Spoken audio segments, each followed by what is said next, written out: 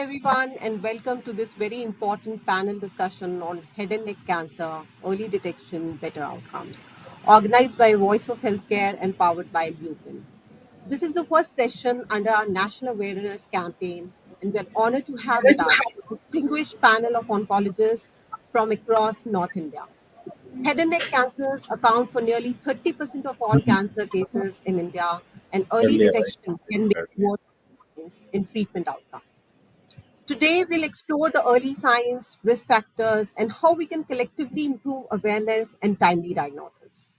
To discuss this, we have with us today Dr. Puneet Gupta, Chairman, Oncology Services, Asian Institute of Medical Sciences.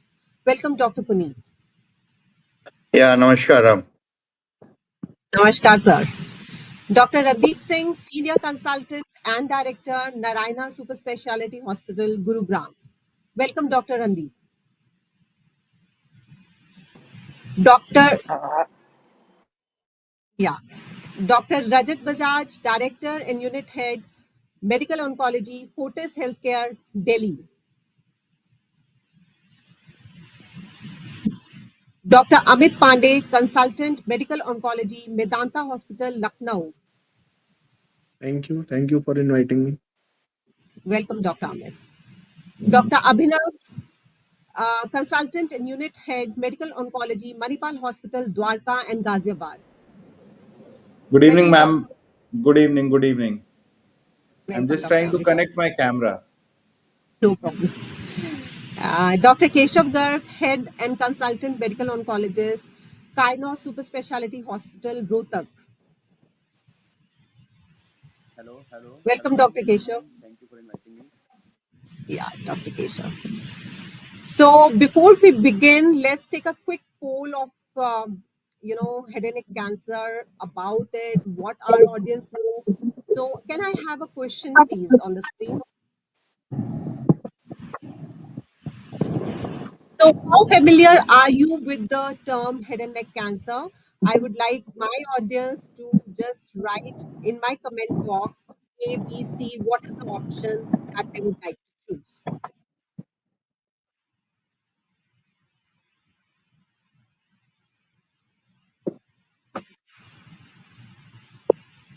All right. Thanks for flashing. So, my first question would be to Dr. Puneet Gupta. Could you give us a broad overview of current burden of head and neck cancer in India, especially in the North Zone? What trends or patterns are you observing in clinical practice? Yeah, thank you, Dr. Manisha, for that question. In head and neck cancer is one of the most common cancers worldwide, and in 2020 we had about you can say 8 lakh new cases, and approximately 4 lakh deaths were reported globally worldwide. However, if you see the incidence, if you see annually, is projected that now will be have a increase by about 30% in 2030. And in 2030, this cancer is going to be the uh, number one, and it is going to take the epidemic proportion. Overall cancer is going to number one, and it is the cancer deaths are going to cross the very with the high mortality worldwide. And if we come to India now, about one third, 30% of the all the cancers around the world are reported from India, and we have very interesting distribution. If you see, for every one female there are 3 males, and so therefore if we see approximately out of 1 lakh uh, population, the number of females with head and neck cancer is going to be around 8, and 3 times of that is going to be the male population. That is, there will be around 24 males for every 1 lakh of the population. But if we see, this distribution is basically maximum cases come from Northeast India. There, the distribution is bit the more the ratio remains the same, 1:3. But out of 1 lakh, for every one female, there are three males, but out of 1 lakh, there are around 10 females are going to suffer from head and neck cancer.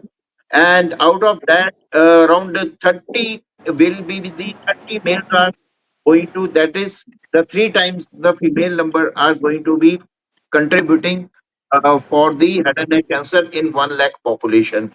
So this kind of statistics we are going to face, and the almost the 30% rise is essentially going to be there by contribution of various cancers, including cancer of the oropharynx is coming up in a big way in India. Right, right, sir. So Northeast, they are having more burden, and definitely cancer trend is on rise, and head and neck cancer is something we should, look into, because oral cancers that can easily be prevented if we avoid tobacco chewing. So, Dr. Randeep, what are some of the most common early signs and symptoms of head and neck cancer that patients or primary care providers often overlook? I think as of today, the current audience are more as a general public. I will say the commonest among all the head and neck cancers in our Indian subcontinent is oral cancer. So starting with that oral cancer, any persistent ulcer, any sharp tooth which is irritating, and that ulcer is persisting for a month, or any soreness in the mouth, they shall consult their primary care physician. Apart from that, any foreign body sensation in the throat which is persisting for a few weeks, usually we say 3 to 4 weeks, any change in voice which is recent without any viral symptoms, but the change of voice is there and it is persisting, persistent cough, and any cough which is associated with some blood production, unexplained weight loss which is a bit vague, but the localizing symptoms for the oral cavity, the throat, are these. Apart from that, whenever you are in doubt, rather than being in panic that if you have an ulcer or a sore throat or a hoarseness, it's better to consult a ENT physician, primary care physician, which they can guide them after these symptoms that yes, they are worrisome or not. Right, sir. So even a simple ulcer should not be taken lightly, and we should definitely go to a doctor and get the biopsy done or whatever they recommend. We should do that. So, And Dr. Rajat, and these symptoms become slightly more prominent in someone who is having a high risk behavior, someone who is having a history of excessive tobacco consumption or smoking or a consumption of, I mean, smokeless tobacco, chewing tobacco, which is common in our continent. If there is a high risk history about these habits along with these symptoms, then they become more so important. exactly. I fully agree, sir.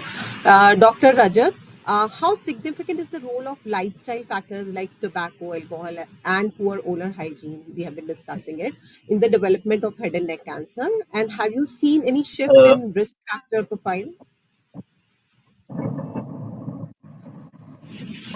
yeah, thank you, Dr. Manisha, for asking this very important question. Since we're talking about this reaching out to the general public, it is very important for us as clinicians and oncologists to tell the general public that the most important implicated risk factor for head and neck malignancies is smoking. And I would also say that even smokeless tobacco is equally important. If you talk about smokeless tobacco, that lead to more of oral malignancies or oral or mouth cancers. And if you talk about the smoking part, it will lead to more of throat cancers, if I have to put it in colloquial terms. And if you talk about the medical part of it, then it becomes larynx and oropharynx, in that order.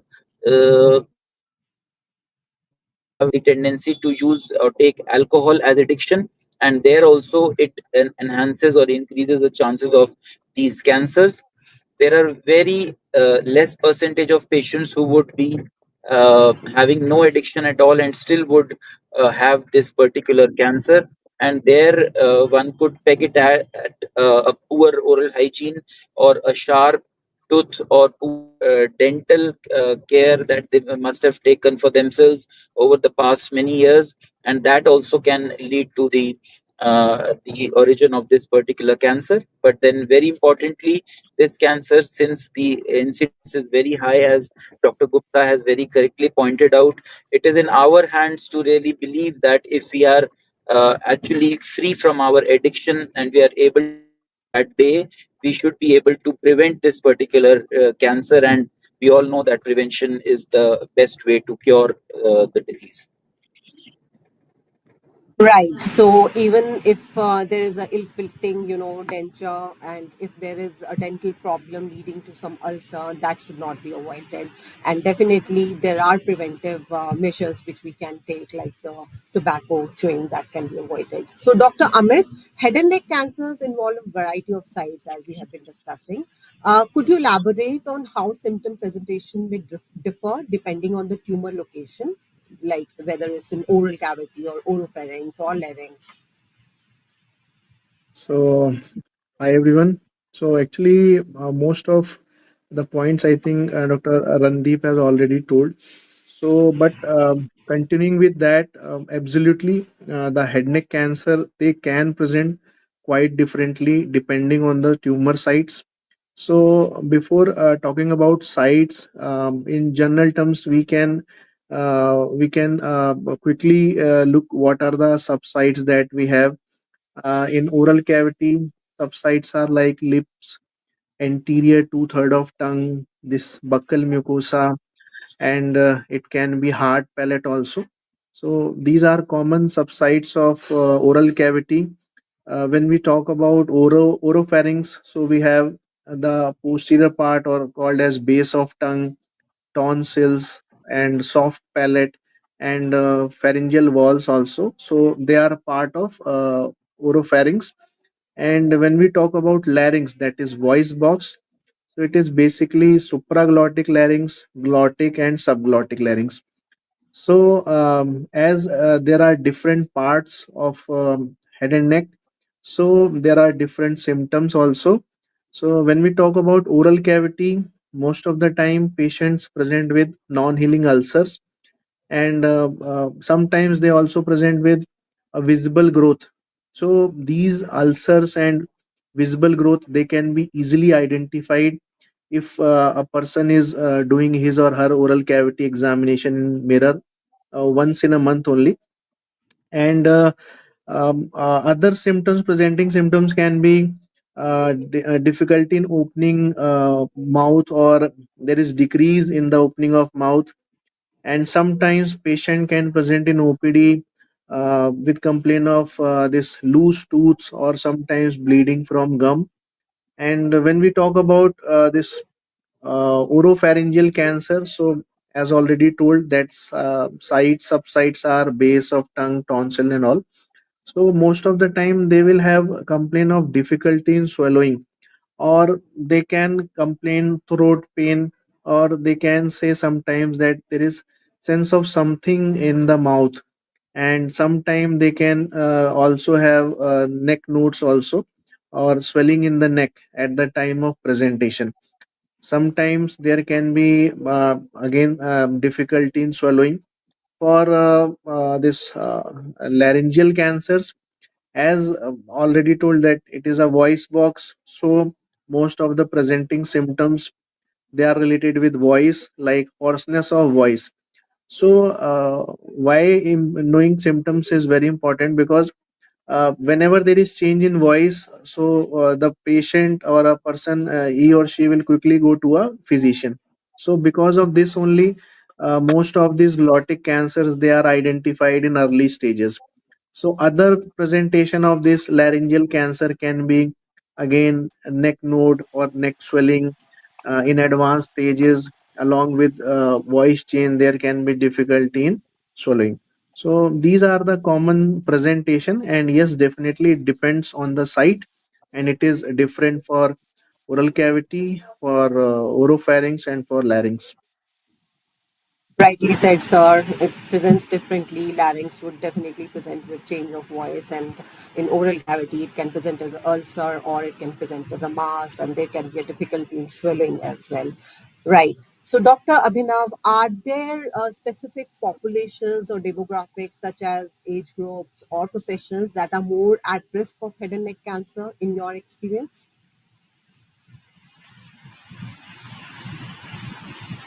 Dr. Abhinav. Good evening, ma'am. Talking about demographics and particular professions who are having, more of head and neck cancer. So, as Dr. Puneet already has discussed, if we talk about India, so most common area demographically, if we see, is the northeastern, the seven sisters and seven states. The northeastern states, they have the highest incidence of head and neck cancer. Then coming to the northern states of India, like Uttar Pradesh and Delhi, where tobacco chewing is very common. And if we talk about northeastern states, the demography and the food habits of those states have highly impacted on the incidence of head and neck cancer. And again, coming to profession, if we talk about profession, people who are associated with construction companies or construction work or ceramics or the truck drivers and those who are more prone to smoking, alcohol, and in the lower socioeconomic status, head and neck cancer is more prevalent. Smoking and tobacco remains the most common cause of head and neck cancer. And if we talk about the age group, generally head and neck cancer is seen in the 50s and 60s age group. It is not that common in young age, but these days, the smoking and hookahs and vaping, maybe the it can change with time that even young we can get more younger population getting head and neck cancer. Demographics and professions related to head and neck cancer. Talking about worldwide, countries like Chile have high rate of head and neck cancer, and these Southeast Eastern Asian countries have more, also head and neck cancers because of the smoked food and smoking again. So these are quite these are the demographics and professions which are on a higher risk of developing head and neck cancer. Right, right. Dr. Keshav, what is the current level of public awareness if we talk about head and neck cancer in tier 2 and tier 3 cities? And are people seeking care early enough?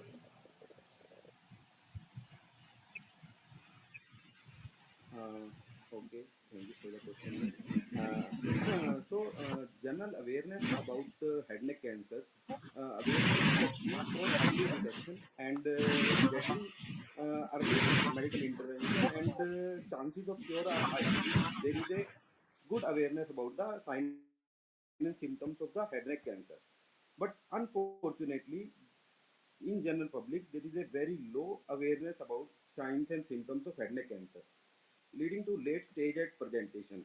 Most of the patients present in stage 3, stage 4 by the time they are unresectable head neck cancer, and outcomes are very poor when patients are presented late in the OPDs. And we have seen that even if some patients are detected at early stages, they have very they are fearful about treatment options, and they seek alternative methods of getting cured. And these alternative methods of getting cured lead to late stages at presentation. So there are lacunas at various levels because of the lack of awareness.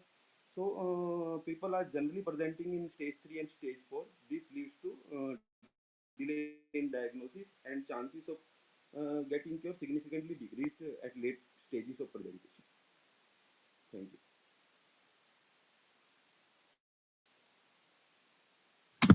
Early detection is the key, and I think they can be picked up very early. And especially important thing about it is that it can be prevented as well, because smoking is one thing which can easily be taken care of, and we can always omit smoking. Uh, so to keep the things interactive, we have some questions for the audience. So I would like back and team to flash those questions. So have you or someone you know ever experienced prolonged throat discomfort or voice change but ignored it? So, what was the outcome? So, we have option A, option B, option C, and option D. So please, you can just write in the comment box whatever you feel is the correct answer. Because as we have seen that throat discomfort and voice change, these are the presenting, signs and symptoms of head and neck cancer. And especially if voice change, if it involves larynx, and throat discomfort definitely, and a lump or difficulty in swallowing, these are some of the things. But outcomes can be different. They may not be cancer, but we should not ignore them.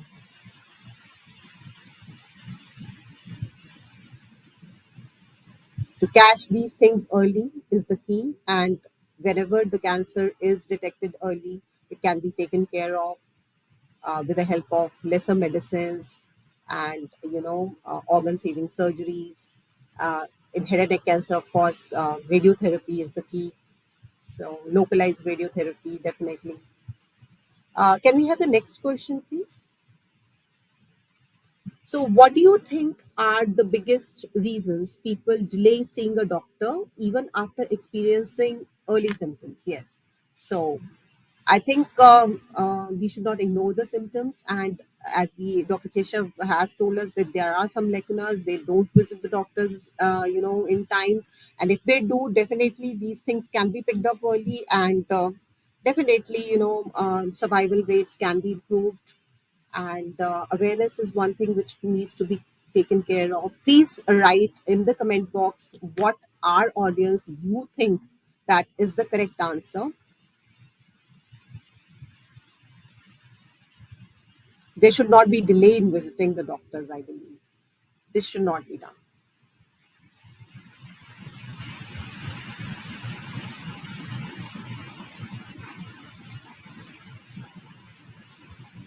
And our whole campaign is definitely pointing towards all these important factors, that head and neck cancer, since it is preventable, and it is, as we have seen, is concentrated in northeastern areas of India where smoking or smoked food is taken. So definitely we should take care of these things. Yes. So back in team, please, I think we can move ahead. So, we have explored the cancer burden, and we have explored the symptoms. We have explored the risk profile of head and neck cancer. So, let's focus on now early detection, system preparedness, and the role of public education in improving outcomes. The next round will definitely bring us closer to the solutions that can truly make an impact. At the community level and the clinical level. So, my next question would be to Dr. Randeep. Considering the silent progression of many head and neck cancers, how can primary care physicians and dentists be more integrated for early detection? Dr. Randeep, are you there? All right. All right. So I'll quickly move to Dr. Puneet then. What are the most effective diagnostic, approaches currently being used to detect head and neck cancer at an early stage? Are there newer tools like imaging or liquid biopsy gaining relevance to this? Dr. Puneet, please unmute yourself, sir. Dr. Puneet, please unmute yourself. Am I audible?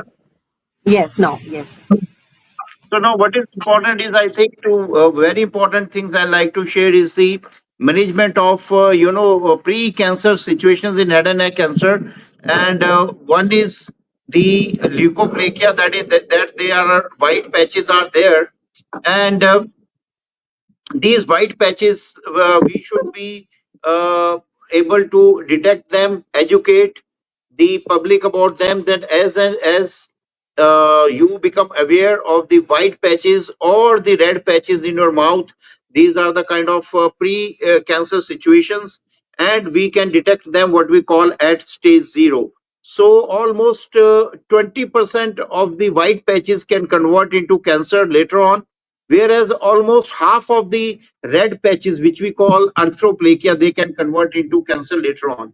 So therefore, it is very, very important that we must do the biopsy from all the red lesions, And for the white lesions, what we can do, either we can do we can fulgurate them with using cryosurgery, or what we say, the CO2 laser therapy. And then we can follow up them regularly. And as the person to stop tobacco use, as already highlighted by other speakers, that tobacco, alcohol, and the betel nut, these are the known carcinogenic factors, and we must try to avoid them. And we must not use, even in sparingly, these should not be used at all. Not that you are smoking one cigarette or two cigarette, or chewing little tobacco. So nothing should be used at all. And then we should also understand, we have to treat them, all the white patches and the red patches. We should either fulgurate them, or we should biopsy them. And if we find that there is a stage 0, that is, there is carcinoma in situ or high grade dysplasia, then we must resect these things, and then keep these patients on follow up, and ask them to stop tobacco, alcohol, and betel nut. Then comes the management of, let's say, use of medical imaging. In this, nowadays, we understand that if we find any neck swelling, we must go for ultrasound. Is available in every nook and corner of India, and I am proud to say that ultrasound can be a very good, cheap, and very good modality for screening of lymph nodes, neck lymph nodes, which we find, and we can scan them and refer the patient to a proper oncologist or to higher center. And then for we can do the allied CT scan imaging or MRI imaging. With MRI imaging, if we think the tumor is in the let's say base of the tongue, or it is in the oropharynx, and especially going to base of the skull, then these are the lesions which are best done by the MRI imaging. And especially we should not do plain MRI, but rather do MRI with contrast. And then we can use usual CT scan. About the role of PET scan, I will not say it is for a screening tool, but I will say yes, once the patient are diagnosed, then we can use them for further staging. And the another important is the screening program. For we must educate the community to regularly go for own clinical examination. And important thing is, for screening program, we must do time to time screening. In for the community screening, we can go for screening in the rural areas, in the undeserved areas, where we can have mobile screening units, where not only we educate the community, but also screen them. And if possible, we can do ablate the lesions based on the arthroplakia or leukoplakia. We can do the fulguration using CO2 laser or cryosurgery, cryoablation. And then for very high risk population, now we know there is a HPV education is there. So we have the HPV vaccination, where we can do vaccination. And good thing is, now HPV vaccination Indian version is available, which is very cheap, costing around 300 rupees. And we can then between children between 9 to 15 years, we can, even a single dose is effective. Whereas 15 to 25 years, we need two doses to be given at 0 month, and the second dose at after 6 months. And for immunocompromised people, let's say those who have head and neck cancer already, and other immunocompromised situation like liver failure or kidney failure, these people we can give three doses at 0, 2, and 6 months, as we do for let's say other vaccination. For hepatitis B, we use three vaccination. So here also we can use three doses for these different populations. So 9 to 15, 15 to 25, and then immunocompromised population. Like that, we can do the HPV vaccination for this high risk population for having oral cancer.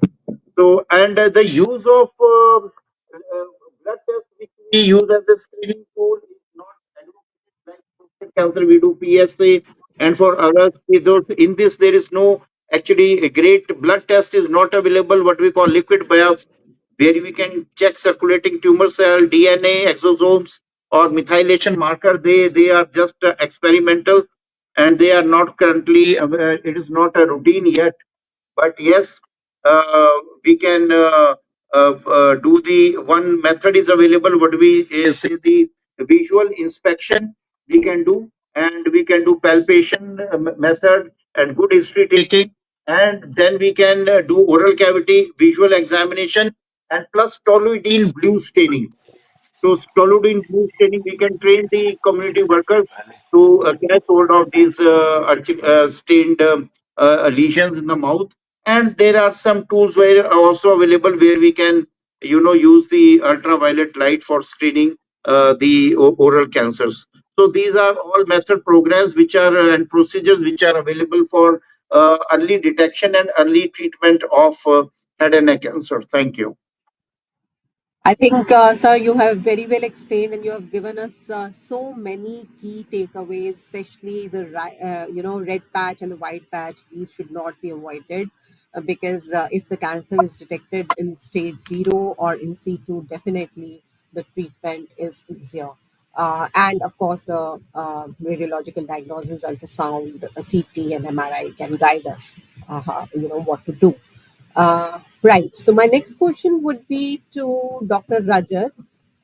In your experience, what are the biggest barriers to early diagnosis, and are they more related to system level gaps or patient level delays?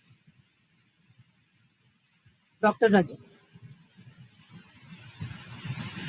Dr. Rajat, are you there?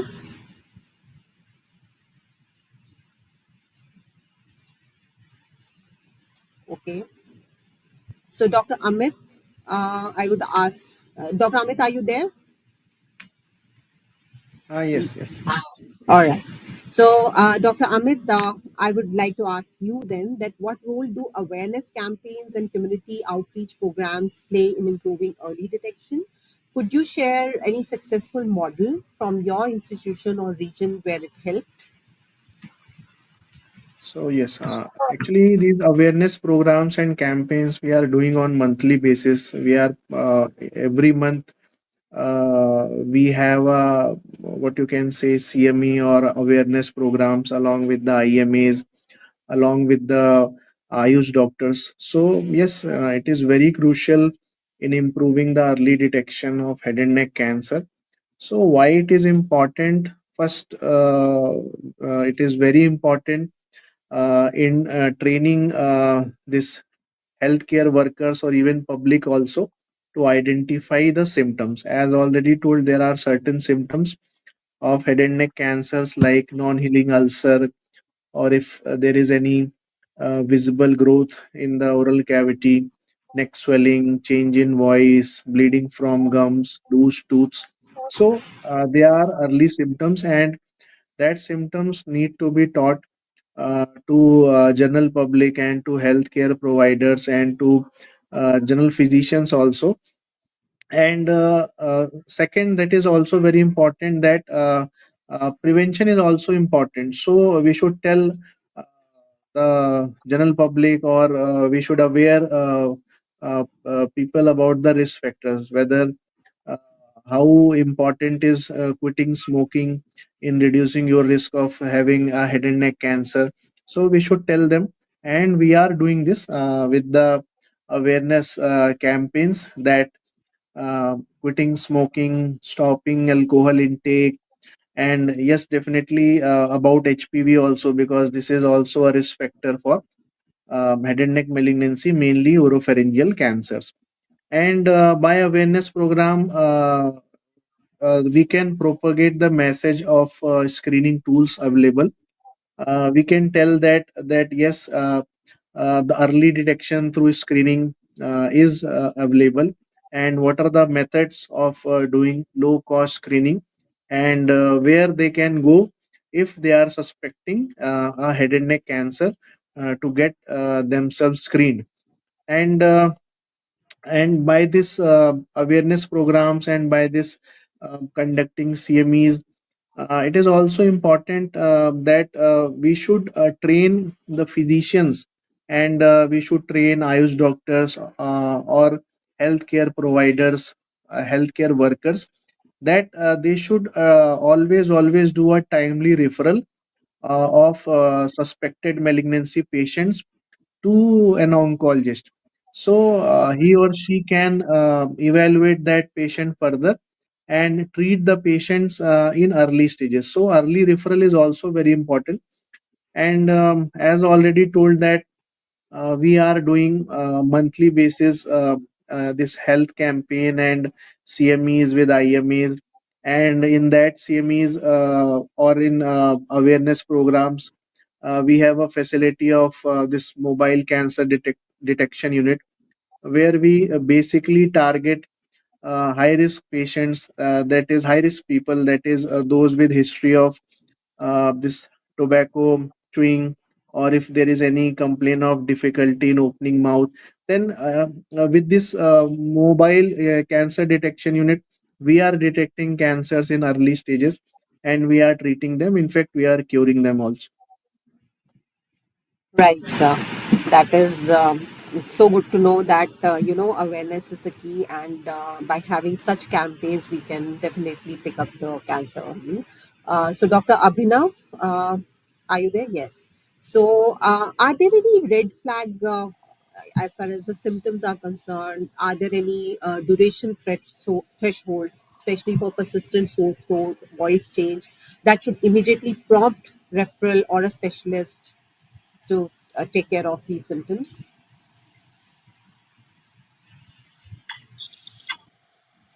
Yes. So, generally, a patient of head and neck cancer is not going to come directly to us, to a medical oncologist or to a surgical oncologist. They will generally go to a physician, a ENT surgeon, okay, or a general surgeon. So, what are the red flags? A non-healing ulcer. We should always think about this. A non-healing ulcer. एक छाला हो गया है आपको मुंह में कहीं पे, और जो हील नहीं हो रहा है। आप किसी भी जनरल फिजिशियन के पास जाएंगे, ENT surgeon, if you going to anyone, they going to prescribe you antibiotics. Okay, antibiotics देंगे, सब एंटी इन्फ्लेमेटरी ड्रग्स देंगे। If ulcer is non healing, वो ठीक नहीं हो रहा है, परसिस्टेंट है, कोई ऐसा, there is no such threshold describe, but generally we take if it is 4 to 6 weeks, say if you are having any ulcer which is not healing, which is red, jo aspas, you can see the inflammation, that could be cancerous. Then that is the time either a ENT surgeon or or a general surgeon can do a biopsy, because biopsy is very important, and it is very it is very important to create awareness amongst the general physician and the population that biopsy is not going to spread anything, because there is a point in normal mindset hai, people do have a mindset that अगर इसको छेड़ा तो ये और फैल जाएगा. So biopsy is very important. So any non-healing ulcer around 4 to 6 weeks in your oral cavity could be cancer. And if you leave it like that, कई बार ऐसा होता है, if you give anti-inflammatory drugs or antibiotics, it will settle down for a few days, थोड़ा कम हो जाएगा, inflammation कम हो जाएगा, but it is not going to heal properly, and that is a very warning sign for oral cancer. And talking about laryngeal cancer or oropharyngeal cancer, any persistent change in voice or dysphagia. Agar if you're eating daily normally and from since last few days you complain of odynophagia, that is, if you eat something or if you drink something, you have pain while swallowing. That could be a red flag sign, especially to those who smoke or those who take tobacco. These signs could be very dangerous, and these should not be ignored. You should go to a general physician so that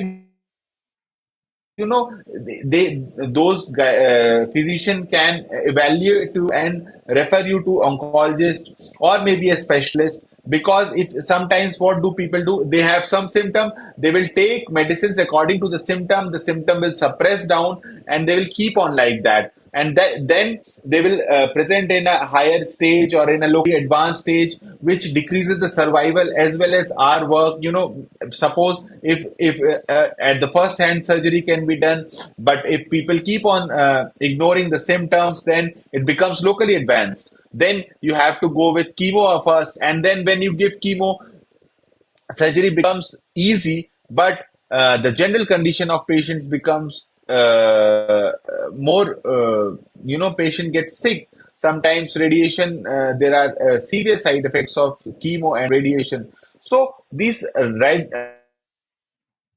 flags or symptoms should not be ignored. There is no such threshold, but generally, if you have any such symptoms for 4 to 6 weeks, kindly go to any doctor, and those patients should be referred to proper oncologist for proper evaluation, because sometimes they keep on wandering from one doctor to another, and till they reach us, it is already a locally advanced or a metastatic stage.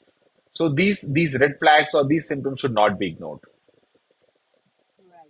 Especially if the ulcer is not getting healed after taking antibiotics, Mm, right? yeah. Dr. Keshav, finally, what message would you like to give to general practitioner and public to promote vigilance and early consultation when it comes to head and neck cancer? Okay. So these things have already been discussed with among us today only. So for general practitioners, I would like to say to keep a high index of suspicion for any kind of head neck cancer related symptoms, like we have already discussed mouth ulcers, non-healing ulcers, not relieved with antibiotics, loosening of teeth, change in voice, any difficulty in swallowing. General practitioners, especially dentists, ENT doctors, should keep a high index of suspicion. They should take biopsies, FNACs of the suspicious any lymph node in the neck, and they should immediately consult. Should ask the patient to consult a oncologist if there is a more possibility of malignancy, so that diagnosis can be made early. So early detection is the key. So they should keep a high index of suspicion in diagnosing head neck cancer.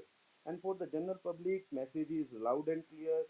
Stop, for youngers especially, stop smoking, stop alcohol intake, stop gutka intake, no bitter nut chewing, and to get HPV vaccination, it's more important to get yourself vaccinated. So these are the recommendations and guidance for the youngsters.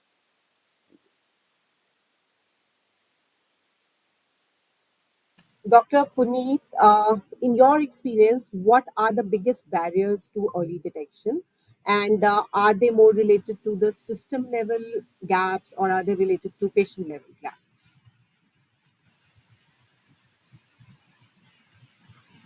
Sir, please unmute yourself. Yeah, what is the question about the biggest barriers about?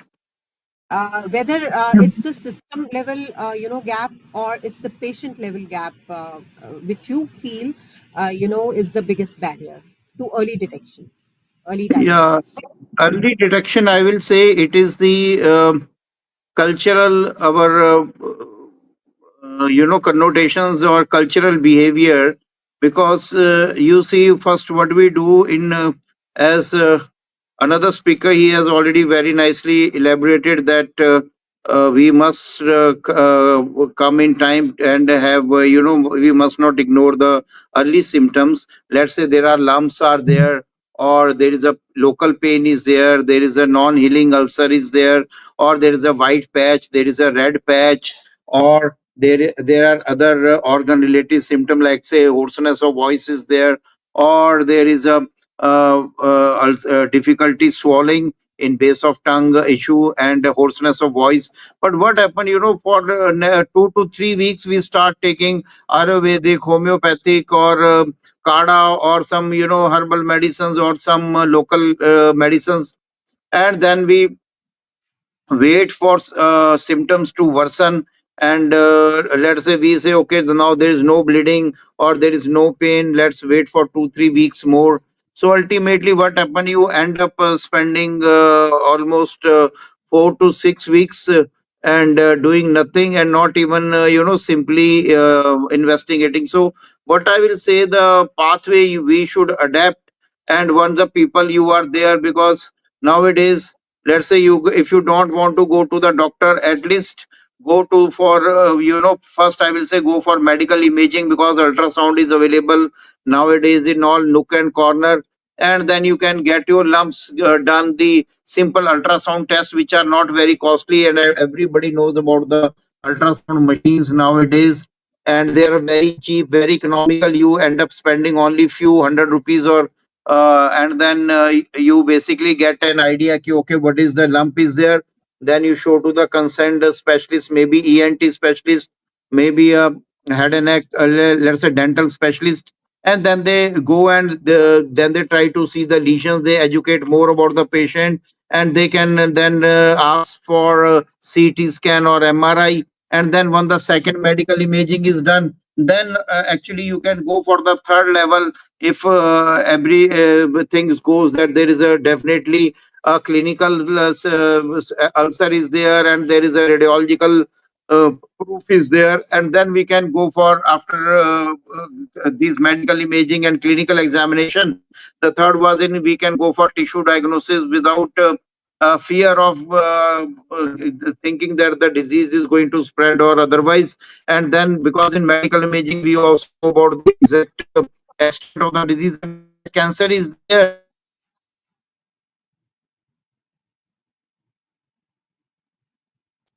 I think there is some network issue. so then we can further go for tumor board. And in the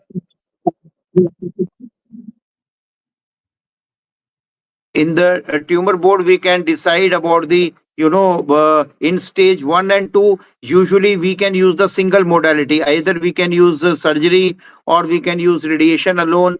And whereas in stage 3 and 4 head and neck cancer, usually we use all the combined modalities. We use all the three modalities, that is the surgery, radiation therapy, as well as the chemotherapy. Or nowadays we have monoclonal antibodies are there. So this EGFR based monoclonal antibody we can use either alone in advanced cancer, or we can use along with radiation therapy. And I am proud to say that we have a Indian monoclonal antibodies are not are now available for EGFR based monoclonal antibodies are there. That is we can use for head and neck cancer. And there are two products are available. One is cetuximab, and another one is a humanized EGFR nemotuzumab. So these are very nicely available, and we can use them especially in Indian patients who are elderly and they are not fit for cisplatin. So we can integrate these monoclonal antibodies in upfront care in advanced or metastatic disease or recurrent head and neck cancer. Right, sir. Dr. Amit, I would also like to take your views about how we can integrate, primary care physician and dentist for early detection pathways. So please repeat. How can we integrate, collaboration between primary care physician and dentist so that head and neck cancer can be picked up early? So, as already told by me only that the awareness that is important, and not only general public but also among doctors, it is very important, so that they can detect or the disease in early stages. And important thing for a general practitioner or for a dental surgeon is not to ignore any non-healing ulcer or any visible lump or any loose tooth bleeding from gums, because most of the patients, the first point of contact for the consultation about their condition, they are mostly general physicians. And because the disease is in their oral cavity, so mostly dentists, they are the first person to evaluate. So, what they can do, they can encourage the patient for taking biopsies, that look, your lesion is not looking good and it is more in favor of malignancy. So, we should have a biopsy, and then we can send you for further evaluation to higher centers. Because many a times when we discuss uh, these things with dentists, they literally say that whenever they ask for doing a biopsy, most of the patient will say that, sir, I am here for my dental problem only, so you just tackle that only, and don't do biopsy, and don't look for that and all. So it is their duty to counsel the patient that apart from your dental problem, this non-healing ulcer or this swelling that is there in your oral cavity is looking not looking normal, and it must be evaluated. So the counseling session from the day one only should be done, and it is basically from the general physician and from dentist only, to not to ignore these signs and symptoms, and they must go to higher center or to an oncologist in case if there is positive biopsy. And this is what they can do in detecting the cases in early stages, and getting more treatment outcome in the form of cure for head and neck patients. Right. That is a very good key takeaway that dentists, if they feel that there is an ulcer, they can definitely have a proactive approach and tell the patient to get it biopsied, especially if it is not being cured by taking antibiotic. Now, we would definitely love to hear from our audience their thoughts about a few questions. And definitely they can, just put their comment in the comment box. Can you flash the questions, please, back and team? So, if a family member has shown signs of persistent mouth ulcer or difficulty in swallowing, how soon would you consult a specialist? Please, you can write your answers in the comment box, whatever option you feel is the right.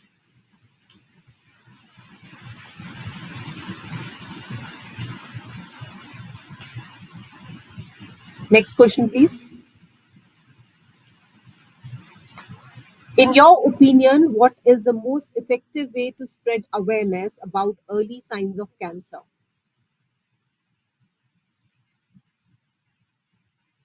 So, whether it's a digital campaign or school, hospital, or a community leader, whatever you feel is the best way to spread awareness about head and neck cancer, please write your answer in the comment box. And please do not ignore the ulcer, as our extreme panelists have, time and again stressed upon this fact that if there is an ulcer in the mouth, that should not be ignored.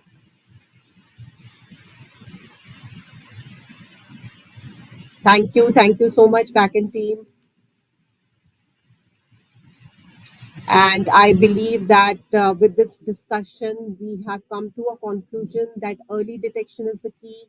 Prevention can be done if we avoid smoking and tobacco chewing. And definitely, we have HPV vaccine and so many other things that can be taken care of. And if we change our lifestyle, if there is a public awareness, and if we integrate, especially, primary care health worker and dentist, and if they are aware of, detecting the cancer early, then definitely head and neck cancer can be detected early and can be treated by the specialist. So please take care of your health. And on this note, I would like to conclude this session. Thank you very much for joining us today and giving your valuable insights.